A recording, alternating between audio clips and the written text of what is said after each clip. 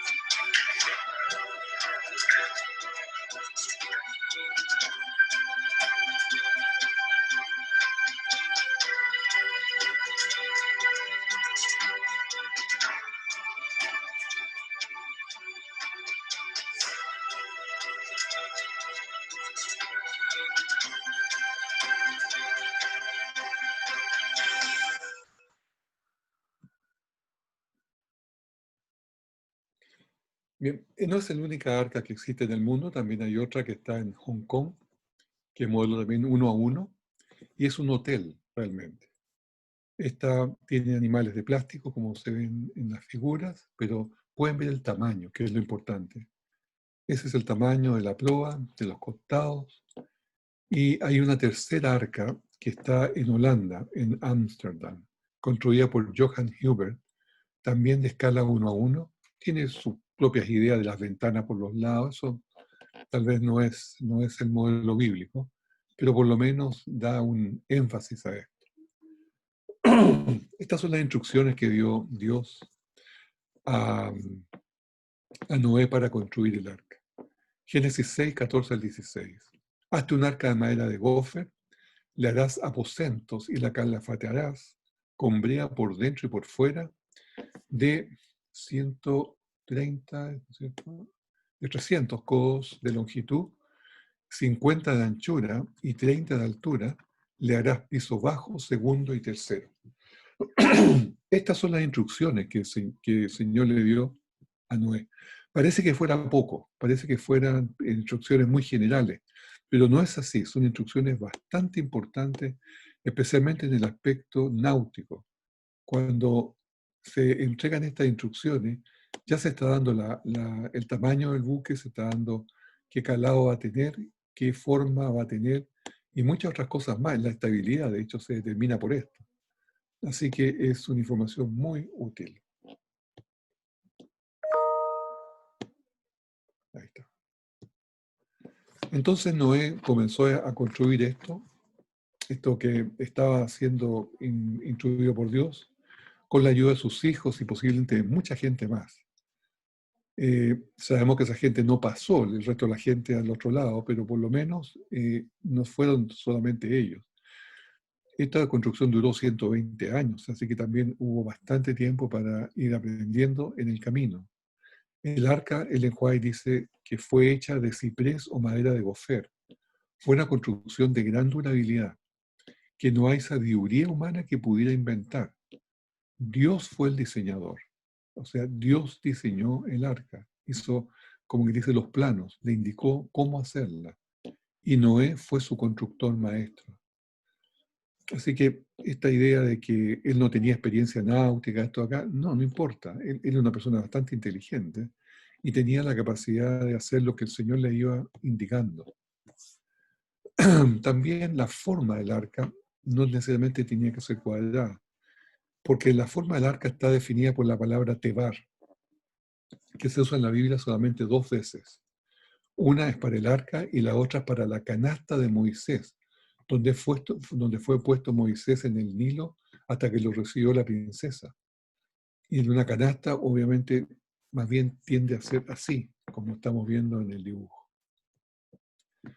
¿Se usó tecnología avanzada? Sí, hasta el punto de poder ocupar maquinarias, poder ocupar posiblemente algunas ayudas que no eran solamente todo hecho a mano.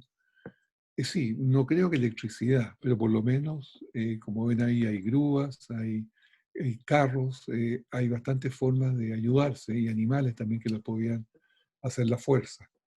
Y esto es lo que constituyó posiblemente la faena de ellos por todos estos años.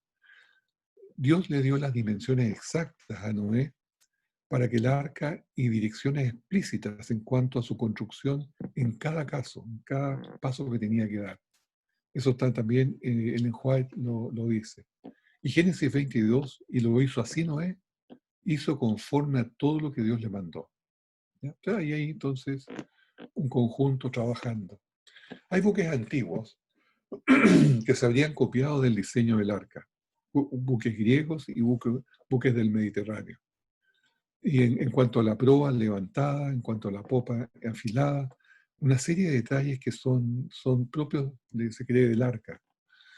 Esta idea que fue de madera de gofer, la madera de gofer, pese a que le llama a la hermana White ciprés, no está totalmente definido qué madera es, pero es una madera dura, definitivamente muy dura, y cuando se analizan las maderas duras, se encuentran justamente las que se ven allí. ¿Ya? Y estas maderas duras, todas ellas pesan más de 1000 kilos por metro cúbico. Vemos la curva que tenemos ahí arriba, las Ebony, Lignum Vitae, Saffron Heart, y todas esas son maderas que son muy duras. Entonces la idea es que al ocupar una madera muy dura, es una madera muy pesada, porque tiene mucha fibra. Y estas maderas pesan más de 1000 kilos por metro cúbico, por lo tanto se hunden en el agua.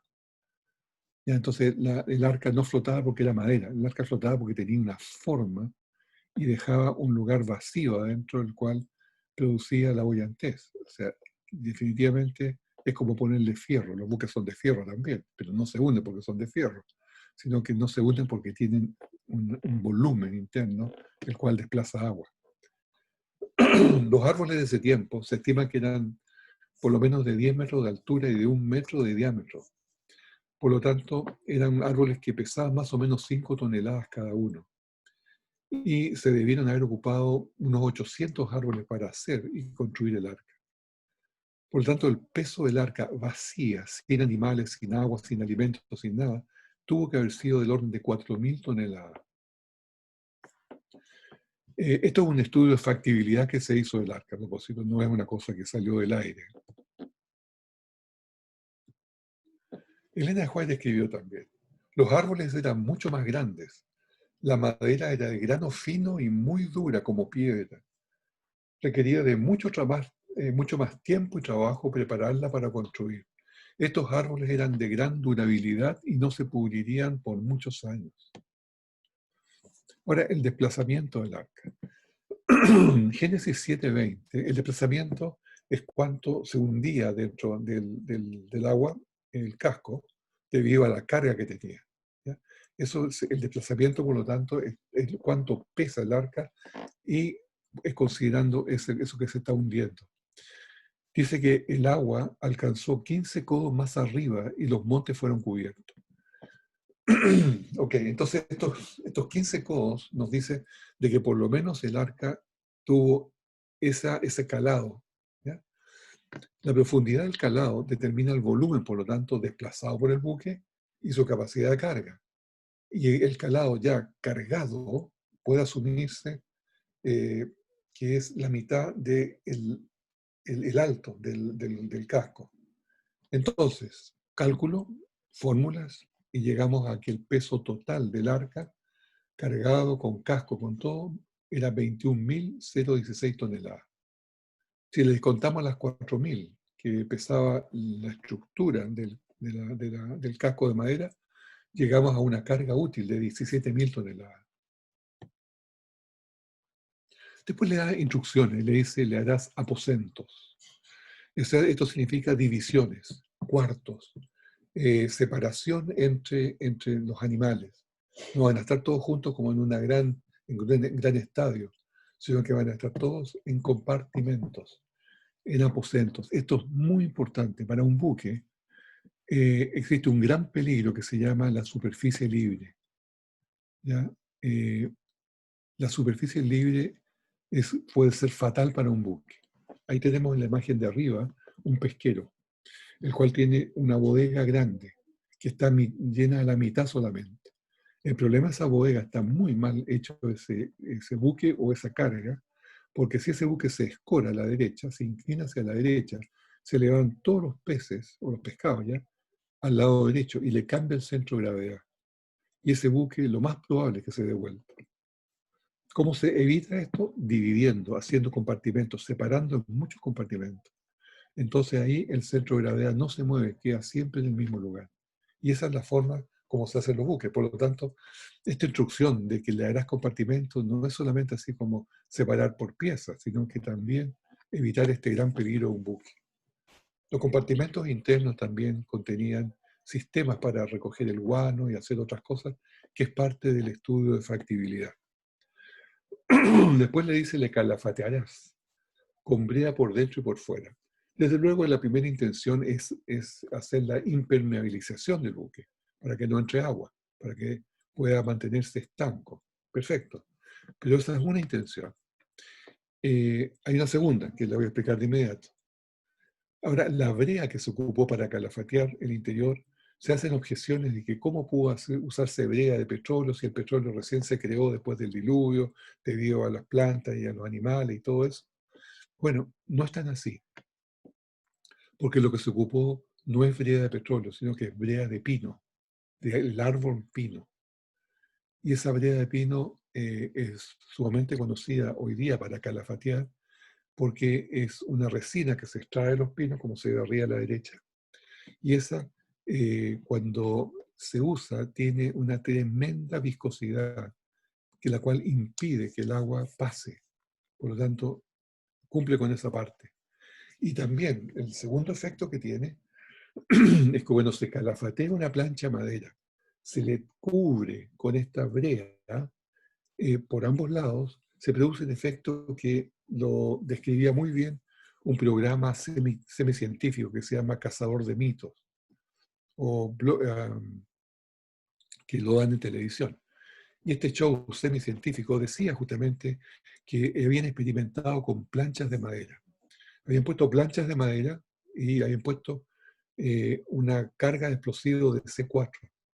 Y habían explosado esta carga y había hecho un tremendo orificio en la plancha de madera. Pero después, una plancha similar, le pusieron, la calafatearon por ambos lados. ¿ya? En este caso con poliuretano, que es un equivalente. Y volvieron a hacer explosar otra carga de C4 y no pasó nada. Simplemente no hubo daño en la madera. ¿Y esto qué es lo que nos está diciendo? Es algo muy importante, porque una vez que el arca ya estaba flotando, tuvo que encontrarse con millones de árboles, los cuales fueron cortados de raíz y muchos de ellos andaban flotando. Por lo tanto, si esos árboles hubieran chocado, así como se ve en la imagen, contra el costado, perfectamente pudieron haberle hecho un orificio y hubiera hundido el buque. O sea, era tan peligroso como eso. Habría terminado la aventura de este buque del Arca de Noé. Pero este calafateo impidió que este golpe o esta gran cantidad de fuerzas que estaba recibiendo pudiera romper las planchas de los costados. El tamaño es de 300 codos de longitud, 50 de anchura y 300 de altura. Es tan grande como se ve ahí al lado de un transatlántico, o al lado de un camión o al lado de un hombre, como sea a mano derecha. El arca tenía una gran capacidad de carga. Cuando lo comparamos con otros tamaños, por ejemplo el Queen Mary, el arca es casi la mitad del Queen Mary, o casi un poco más grande que la mitad del Titanic, más grande que el Wyoming, por supuesto mucho más grande que la Santa María. O sea, era un buque bastante grande y considerando como buque de madera, uno de los más grandes que se ha construido. Ustedes recordarán, esto lo pasamos hace unos días atrás, cuando vimos la discusión, ¿no es cierto?, de este hombre que decía que el buque no iba a caminar nada porque se había hundido el Wyoming y todo lo demás. Y finalmente resultó que todo era un argumento falso, porque el Wyoming había navegado 15 años y nunca se hundió antes de eso, sino que trabajó cargando carbón entre puertos de los Estados Unidos. Ahora, el arca necesitó prácticamente un poco menos de 4 meses estar flotando.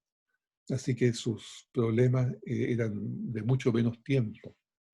Pero, como siempre, había allí un engaño, ¿no es cierto? Ahí está el Wyoming, y finalmente, cuando se hundió, había navegado 15 años ya.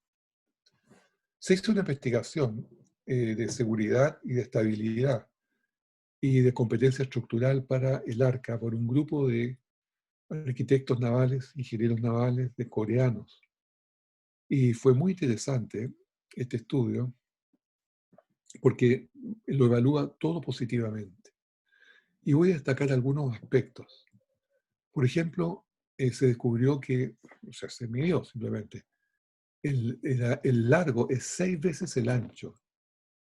Y eso parecerá, bueno, ¿y qué tiene que ver eso? Tiene mucho que ver. Porque la proporción 6:1 en un buque da la estabilidad óptima al buque. Al día de hoy, los buques modernos se construyen con esa proporción largo-ancho 6:1, porque es simplemente la que da la mejor estabilidad. Y esas son medidas que dio el Señor dentro de sus órdenes a Noé. Y le harás piso bajo, segundo y tercero, 3 pisos, 3 cubiertas, digamos.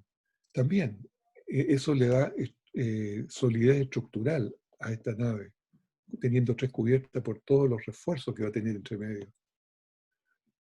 Y el análisis de esfuerzo, ahora de esfuerzo máximo que debía tener, ¿no es cierto?, la quilla y todas las partes que están trabajando allí, todo fue, pese a ser de madera, estaban perfectamente bien para el esfuerzo que tenían que tener en el mar. Los movimientos posibles del arca, sí, eran así, así, así, tal como lo decía la otra vez este hombre, pero eso estaba ya pensado. Estos son entonces los esfuerzos, solicitudes que tuvo el arca, una ola por el medio que la tiende a cortar, y una ola o 2 olas por los costados, por la proa y por la popa, que también tiende a quebrarlo en la posición opuesta. Justamente las solicitudes que se están dando ahí donde está rojo y amarillo son las que se calculan y las que están completamente seguras con las medidas que tenía el arca. Ahora, para que esto fuera óptimo también se dio otra característica. Largo, alto es 10:1. Y esa proporción largo, altos, 10 a 1, también es la ideal para poder resistir estos mares, estas condiciones de mar, como la que estamos viendo. Se analizó también las fuerzas de estabilidad. Cuando se está un buque estando en el mar, tiene varias fuerzas. Fuerza de gravedad, que es lo que está pesando, que no debe moverse de un lugar. Pero ya sabemos que con los compartimentos ya está segura. Y la otra es la fuerza de bullantez. La fuerza de bullantez es la fuerza que se ejerce ese casco que está sumergido hacia arriba, ¿ya? Y ese depende de la forma, cómo se va rotando el buque, esa fuerza se va moviendo. Y eso va generando lo que se llama un brazo de deslizamiento. Una para abajo, otra para arriba, tienen un brazo, ¿ya? Y ese brazo y un centro, un metacentro que se llama, son medidas muy interesantes dentro de cálculo de estabilidad de un buque. El brazo de deslizamiento que tiene, por lo tanto, el arca es perfectamente de acuerdo a lo que se esperaba. De hecho, se calculaba que podía aguantar entre 60 y 90 grados de escora, o sea, estar totalmente de costado y volvía a su posición natural. Estos son cálculos de flotación, en realidad no es del caso estar mirándolos ahora, pero cuando se llega ahora al cómo fue diseñada en general, tiene todo un cuidadoso balance. Fue cuidadosamente diseñada el arca para que no sea inestable, no sea quebradiza y tampoco sea peligrosamente incómoda. Porque si uno quiere un buque absolutamente tieso, así que no se mueve para ninguna parte, lo hace bien ancho, ¿ya? Y claro, va a ser así. Tiene la máxima estabilidad, como se ve a mano izquierda abajo. O un buque que tenga confort arriba, o un buque que tenga la máxima resistencia de toda su vida abajo. Pero el arca fue diseñada con ninguno de los tres extremos, sino que con el medio, con el balance al medio. Y así se lograron todas las necesidades de estabilidad, comodidad y resistencia que necesitaba en un diseño balanceado. Según las reglas del American Bureau of Shipping, el ABS, que es la sociedad clasificadora de naves americanas, el casco cumple con las normas en todo aspecto, ¿ya? El arca es 13 veces más estable de lo requerido para un buque estándar de hoy. Notemos que aun cuando el diluvio duró un año, el arca estuvo solamente un cuarto de ese tiempo, o sea, estuvo poco menos de 3 meses, poco más de 3 meses, un poco menos de 4 meses, podemos decir. Comenzó a flotar después de los 40 días iniciales, como dice Génesis 7:17, y vino a posarse en la montaña de Ararat después de 150 días, Génesis 8:3-4. Entonces, en total, un poco más de 3,5 meses, por lo que no tuvo los riesgos de esos flujos turbulentos que se iban a producir, ni siquiera de los flujos laminares que se producían en los desagües de los continentes. No estuvo sujeto a eso, el Señor lo hizo reposar antes para cuidar a la vida que tenía allí dentro del arca. Justamente en ese punto que se ve en la estrella. Allí es cuando el arca fue a descansar. ¿Qué dice el Espíritu de Profecía? El Señor se acordó de Noé y a medida que las aguas bajaron, hizo que el arca descansara sobre la cima de un grupo de montañas que Dios en su poder había preservado e hizo que se mantuviesen firmes durante toda esta violenta tormenta. Estas montañas estaban a poca distancia y el arca se movía y descansaba sobre una, luego sobre la otra, y el arca ya no era arrastrada por el océano sin control. Esto le dio un gran alivio a Noé y a todos dentro del arca. A medida que aparecían las montañas y las colinas, estaban a mal traer y todo a su alrededor parecía un mar de agua turbia y barro blando. Qué interesante lo que nos relata esta visión. Ahora, una de las cosas que son muy interesantes de calcular es cuánto animal tenía que subir. Los evolucionistas, esto lo vimos en un ejercicio también cuando se acuerdan hablar de los 16 millones de especies. Bueno, hay otros evolucionistas que hablan hasta 100 millones de especies. Pero por supuesto este número es totalmente exagerado. Ya hicimos el análisis de esto, las estimaciones, y finalmente lo que tuvo que subir al arca eran más o menos 15.000 o 16.000 animales, que es el estudio de factibilidad de John Woodmerhoff, que es este libro que está aquí. ¿Cuáles son las capacidades del arca en superficie? Tiene 9.300 metros cuadrados de disponibilidad de superficie. Y mamíferos tuvo que llevar 7.428, que ocupan un 28%. Estos son las parejas. Están las parejas ahí, sí que están considerados ya 2 de los inmundos y 7 de los limpios. Pájaros, 4.602 pájaros que ocupan un 3%. Reptiles, 3.724 con un 15%. Total, 15.754 animales ocupando un 46% del arca. Más de la mitad de los mamíferos que estamos hablando allí son más chicos que un ratón.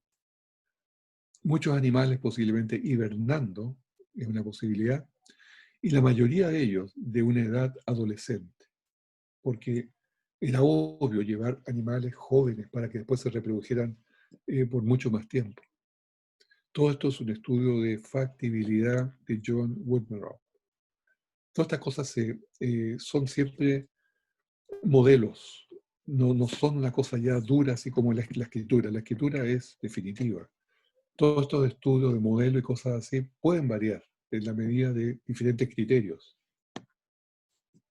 Los requerimientos de comida, el arca pudo llevar comida seca, que se mantiene por mucho más tiempo, comprimida también, concentrada. Hoy día muchos animales se les alimenta con comida concentrada, comprimida. Así que no es ninguna novedad alimentar animales por toda su vida con alimentos concentrados y comprimidos. Woodmark calcula que el volumen de la comida sería un 15% del arca. Y el agua que tenían que llevar en los estanques laterales, un 9,4% del volumen del arca también. Cuando lo miramos ahora bajo el aspecto superficie, el estadio de Maracaná de Río de Janeiro tiene 7.140 metros cuadrados. El arca tenía, como dije anteriormente, 9.300 metros cuadrados. Entonces, este es el estadio de Maracaná. Y se fijan ustedes, es de solamente de 7.140 metros. El arca era más grande que esto. Y aquí podemos ver la cantidad de gente que cae en este estadio. Por lo tanto, el hecho de que se hubieran instalado allí 16.000 animales, por decir un número más redondo, más 8 personas, no tiene ninguna importancia. O sea, el problema no era de espacio, ¿ya? Más aún, acordémonos que el arca estaba siendo ocupada solamente en un 46% de su espacio. Hay un segundo estudio de factibilidad que lo hizo el Ark Encounter, que es justamente lo que construyeron esta arca. Y ellos hicieron sus propias proyecciones y calcularon que habían no los 16.000 animales, sino que 1.400 clases de animales a bordo, ¿ya? Lo cual le habría llevado más o menos a 7.000 animales a bordo. Y, por cierto, es una diferencia con los anteriores, pero ahí tienen un cálculo que ellos consideraron en sus cálculos los animales extintos también, ¿ya? Y llegan a esas cantidades. No voy a analizar cómo era cada uno de los mamíferos, los anfibios, los pájaros, porque no quiero ocupar tanto tiempo.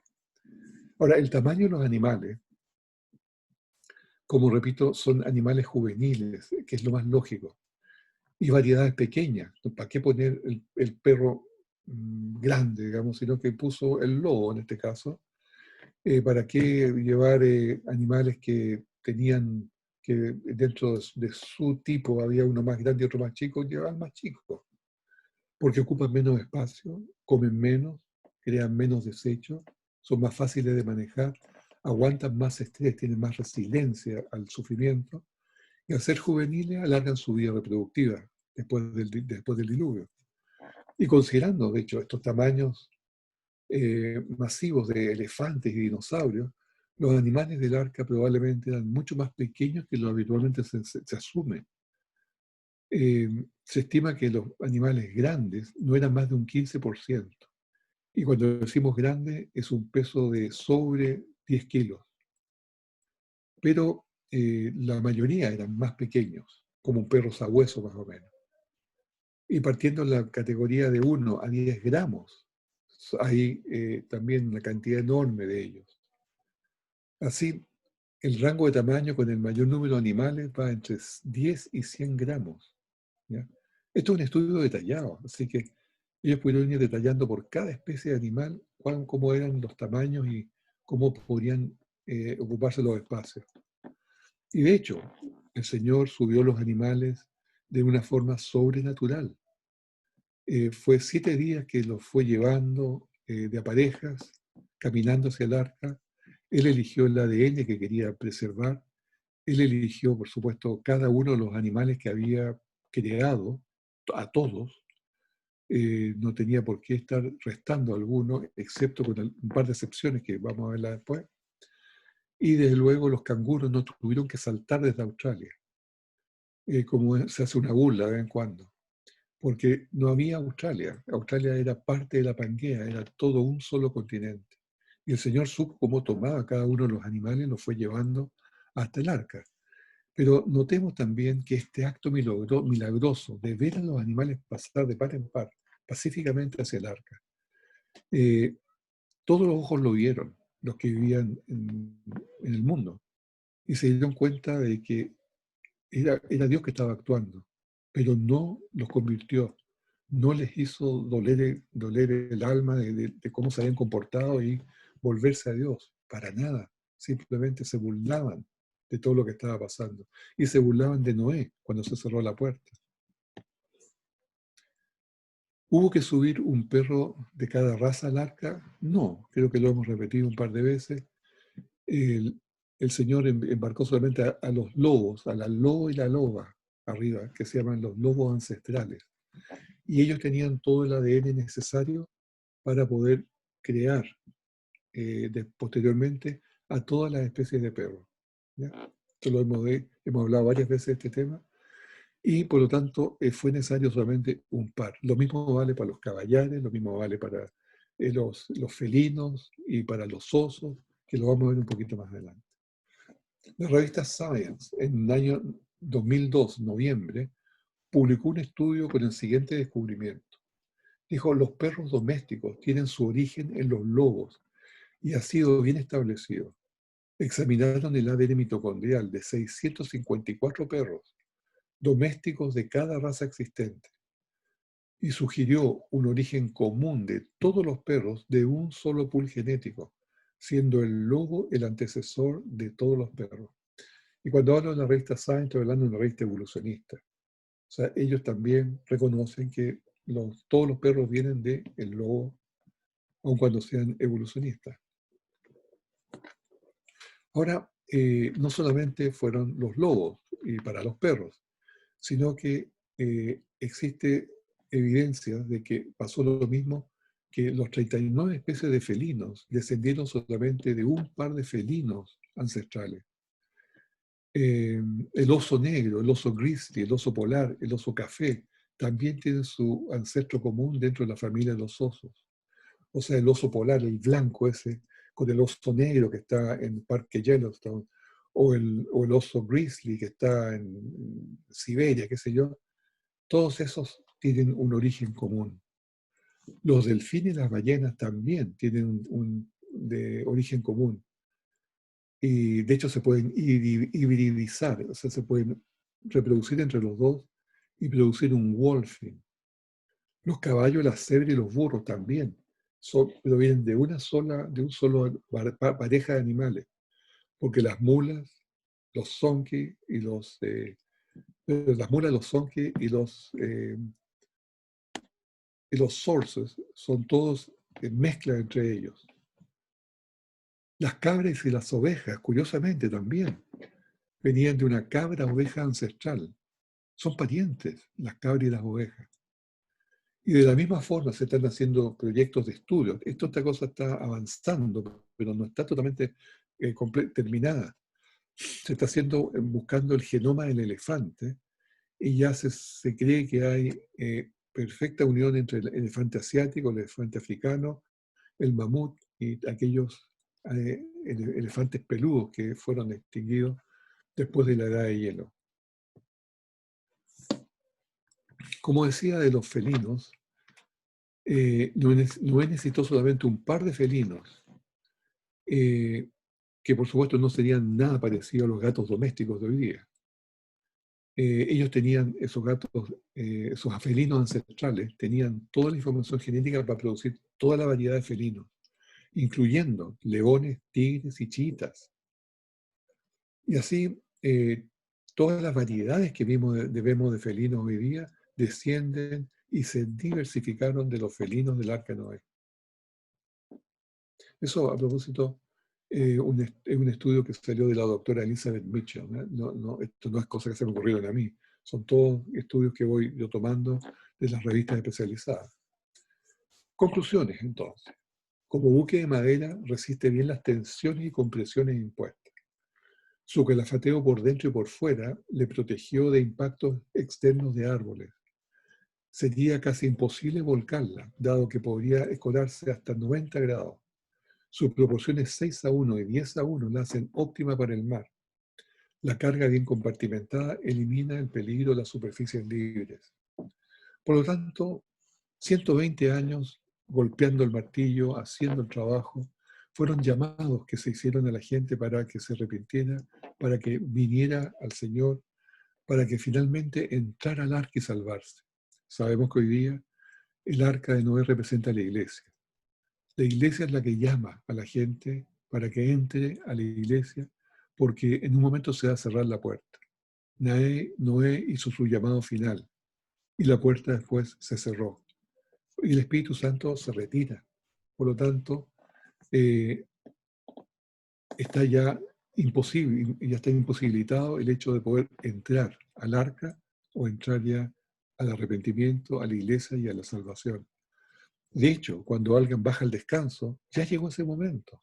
Si no se trata de que cuando venga el Señor ya en forma final, que se termine el mundo. Cuando uno baja al descanso, es el momento justamente que se cerró la puerta. Por lo tanto, este llamado fue muy importante. Y noten una cosa, ¿se fijaron de cuando dije que el arca se había ocupado solamente en un 46%? Bueno, esa es una indicación que el Señor había hecho lugar, había hecho espacio para mucha gente más, había hecho provisión. El Señor siempre hace provisión para que haya un espacio más para aquellos que van a recibir el llamado, van a aceptar el llamado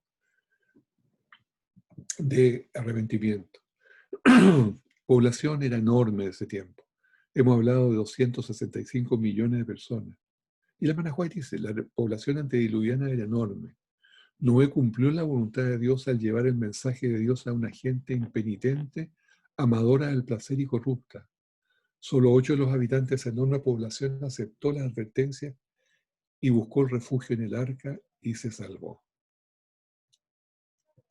Entonces, llegamos ya al final. El monte de Ararat, ayer comenté algunas cosas del monte de Ararat, los animales bajando, y Génesis 9, 12 y 17 habla del el arco que es el arco iris, que he puesto en las nubes, el cual será señal de mí, del pacto entre mí y la tierra, y no habrá más diluvios de agua, universales, pero sí, por supuesto, habrá inundaciones locales, de eso no es la promesa, no se refiere a eso. Retomamos el tema entonces de las leyendas del diluvio. Las leyendas del diluvio son muchísimas. Se estima que hay varios cientos, pero las más identificables son estas. 46 de Sudamérica, 56 de Norteamérica, 31 de Europa, 23 de Asia, 27 de Oceanía y 17 de África. Si las ponemos todas, no por continentes, sino que por países, tenemos Asirio, Babilonia, Persa, Siria, Asia Menor, Grecia, Egipto, Italia, Lituania, Rusia, China, India, Canadá, Cherokee, aztecas de Perú, en fin, Fiji, Hawái. ¿Y cuáles cosas van coincidiendo? Estos son muchos más, pero se habla de 500 relatos o leyendas que incluyen el diluvio a nivel universal. ¿Cuáles son las cosas que más coinciden? Que fue una destrucción por agua, de que los humanos se salvaron, que los animales se salvaron, que hubo una destrucción universal, que el buque se posó en una montaña, que los pájaros fueron enviados fuera, de que había adoración después de los que se salvaron, de que hubo un favor divino a los que se salvaron, de que el hombre había transgredido, de que había destrucción divina, de que había una familia que fue favorecida, de que fue provista un arca, en fin. Todos los relatos van coincidiendo de una u otra forma o a medias con este mismo relato, lo cual es sumamente decidor. China tiene mucho más de lo que se sabe en cuanto a tradiciones bíblicas, en cuanto a tradiciones del arca, incluso del Génesis. Les voy a contar una historia bien bonita después. La palabra china para buque grande, que es solo palabras compuestas, así es la forma de escribir de los chinos, con símbolos, es 8 personas en un bote. Miren qué interesante cómo llegó a ser eso así. Por cierto, por la línea, la tradición que fue desde la salida después de Babilonia, de Babel, perdón, fueron saliendo y alejándose hasta llegar a China. Pero llegaban con las tradiciones, llegaban con la información. Y esto lo comprueba una tribu que se llama la tribu Miao, que viven en el sudoeste de China. Las tribus Miao tienen tradiciones que las llevan de generación a generación, que es recitar versos de memoria. Y estos versos de memoria son justamente muy parecidos al relato del Génesis, porque esto viene de su tradición milenial, mucho antes que llegaran los misioneros cristianos. O sea, no tiene que ver con ese origen, sino con un origen que vino desde Babel. Ellos recitan entonces, de acuerdo a su tradición, estos versos. Dios destruyó todo el mundo por inundación por la maldad del hombre. Noá, que obviamente es Noé, el hombre justo y su esposa matriarca. Mira, sabemos el nombre de cómo se llamaba la esposa. Sus 3 hijos, los Han, Cam, los Shem, Hem y Yahu, que es Jafet, sobrevivieron. Construyeron un bote muy grande y ancho y se embarcaron con pares de animales. Su tradición también incluye una creación y una confusión de lenguajes, igual que el relato del Génesis. La genealogía registra que el patriarca Jafú se asignó el centro de las naciones y su hijo fue el patriarca Gomen, que es Gomer de acuerdo a la Biblia. Ellos tienen muchas más tradiciones de vestimenta y cosas así, como ven allí. Y gente de su tribu muy tradicional, que todavía hoy día, cuando uno ve televisión desde China, se da cuenta que la gente que viene de esa tribu, de la tribu Miao, todavía usa sus sombreros, como lo vieron de las niñas ahí, usa sus vestimentas tradicionales, son muy apegados a su tradición. Ahora, todas estas leyendas y tradiciones, ¿cómo la ven los académicos modernos? Aquellos que se oponen, por supuesto, a las cosas de Dios. Dice, desde luego que esta no es la percepción de la mayoría de los académicos modernos. Ellos prefieren creer que algo en nuestra psiquis colectiva evolucionada fuerza a cada cultura a inventar la misma leyenda imaginaria de un diluvio sin una base en la vida real. Más que academismo, esto es una ignorancia voluntaria. Es ignorar las cosas de Dios. Cuando se le tiene odio a las cosas de Dios, las ignoran, miran para el lado. Lo último que les quiero contar son 2 descubrimientos falsos del Arca de Noé en Turquía. Primero fue un grupo turco-chino, el año 2009. Este grupo, ahí están los integrantes del grupo, que podían subir en verano, donde no hay nieve. Pero cuando los citaron para llevarlos arriba a mostrarles el lugar del arca, estos pobres chinos los llevaron en pleno invierno, como se ve allí. Llegaron a una altura de 4.200 metros en el monte Ararat y los metieron ahí a una especie de caverna que había. Y en esa caverna se sorprendieron los chinos de ver que habían escalas de madera, como se ve a mano derecha. Y el hielo se ve a mano derecha también. En la muralla es puro hielo. Después le mostraron las habitaciones que había. Miren las habitaciones de madera rústica, también con hielo en el techo, como pueden ver allí.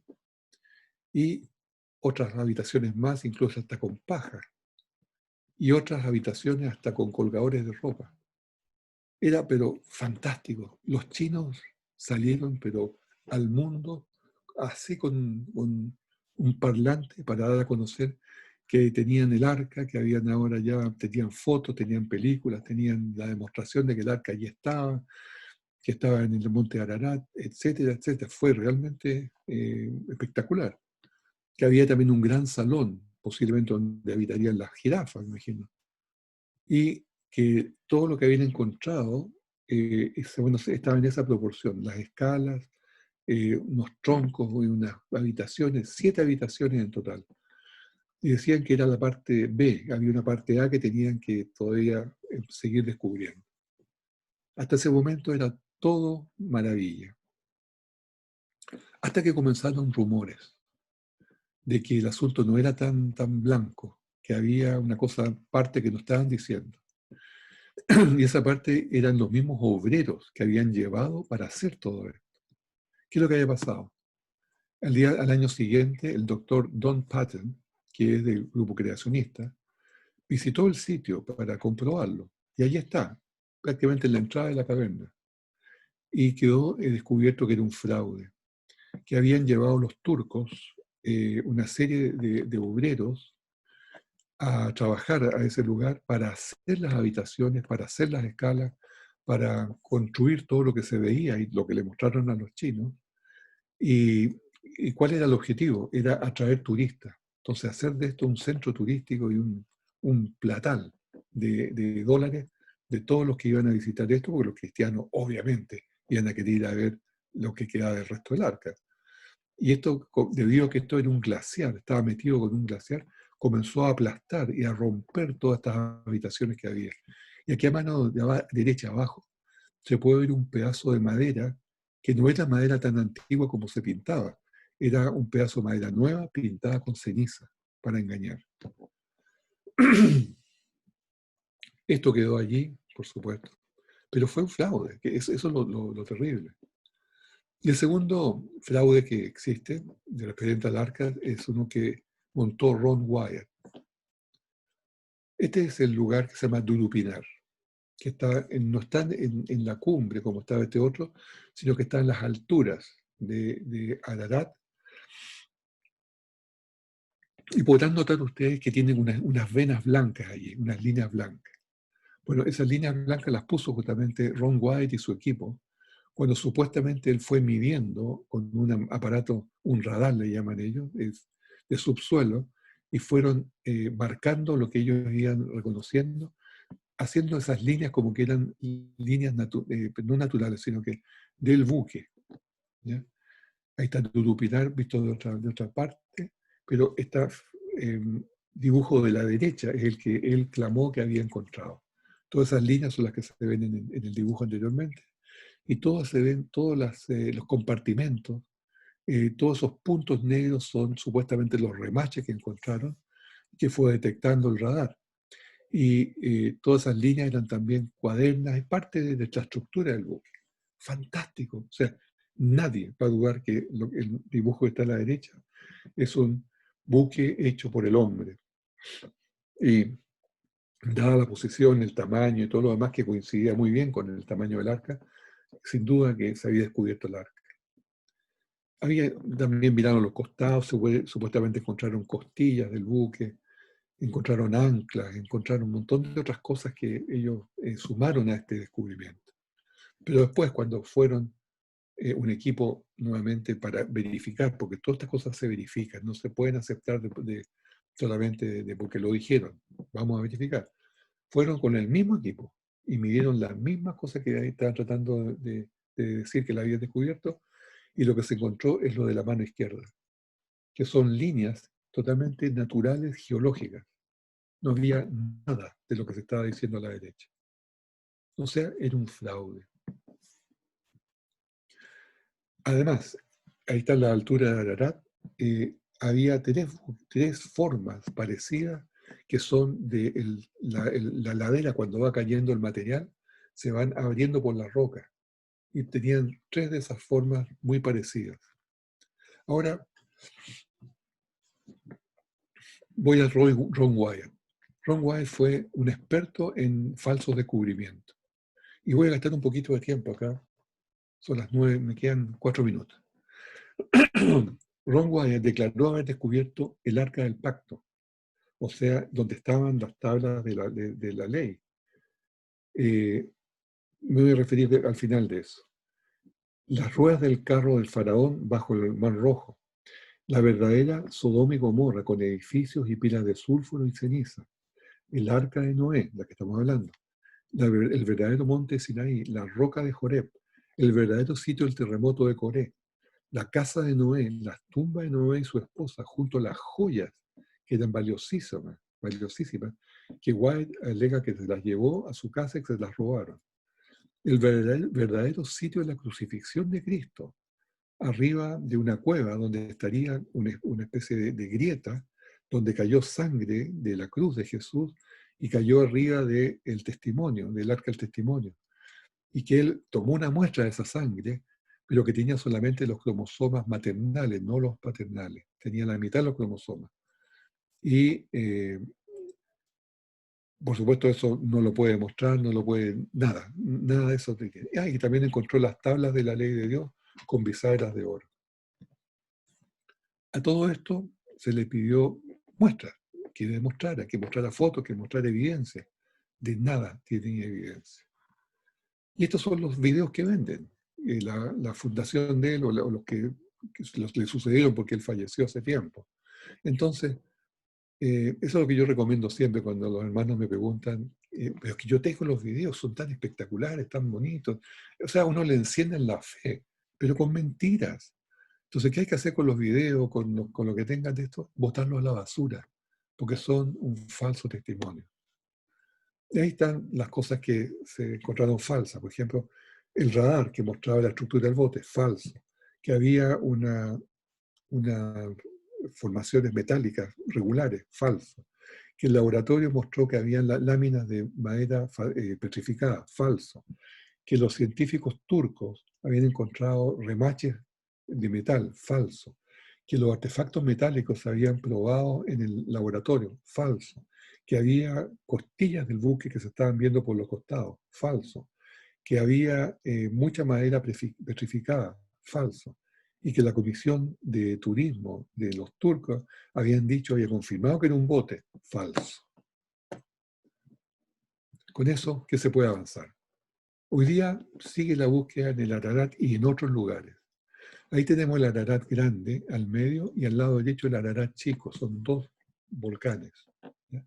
Como les decía ayer también, como este es un volcán, si hubo algún arca allí, puede haber sido destruida por lo mismo. También es posible que hayan tomado los materiales del arca para ocuparlos para edificación, que es muy probable. Creo que aquí, sí, aquí tengo exactamente esa descripción. La madera pudo haberse descompuesto con tanto tiempo también. Ahora se puede haber ocupado para reciclarlo y ocuparla para otras como madera disponible. Las fuerzas geológicas también habría dañado el arca, el volcán podría haberla destruido. Y por último, hay testimonios anteriores a estos supuestos descubrimientos donde locales dicen que subieron allí y vieron la mitad del arca en una parte y la otra ladera, otra mitad del arca metida dentro del hielo. No sé. Las cosas para declararlas hay que confirmarlas. No se puede creer así nomás las cosas porque hay mucho engaño entre medio. Hoy día también hay un lugar alternativo que son las montañas de Zagros en la frontera de Irán. Y puede que sea allí también el lugar, algún día se va a encontrar si es así la voluntad del Señor. Porque también, una hermana decía ayer que si se tomara si se descubriera, empezarían a sacarle pedacitos para tener un amuleto, para tener una parte, ¿no es cierto?, de lo que fue la historia del Arca de Noé. Y terminamos con mi página web, evidenciadelacreación.org, clorrodar.org.